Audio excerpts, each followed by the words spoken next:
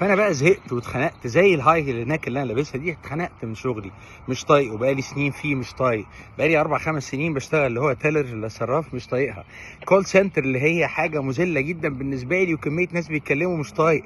هغير ازاي؟ ليها فن يا شباب، ما بننقلش كده في لحظه، بنبني حاجات. وعلى فكره اصعب شغلانه في الدنيا هتدي لك كميه حاجات مفيده بالنسبه لك، سمعه حلوه جدا وعلاقات تبنيها وكل حاجه. هنقول لك تعملها ازاي عشان تبقى قاعد، بدل ما انت قاعد عمال ليل نهار بتلوم وتندب حظك والدنيا مش حلوه معاك كل حاجه، وانا بالذات حظي كده والظروف والوسايط. لا لا لا، ليها منطق، ليها شغل معين هتعمله. تعمل خطوه خطوه ازاي وانت في اي مكان تقدر تبني لحاجه تانية. حتى لو انت بقالك 20 سنه في مجال معين هتحول بنجاح. مش هتنزل 30 درجه تحت، حتى لو نزلت خطوه واحده تقدر تعلاها في زمن قياسي. 12 خطوه لكل رحله، زمن قياسي اقل ما يمكن. لو انت عايز بجد تبدا معانا من النهارده تنجح اكتر.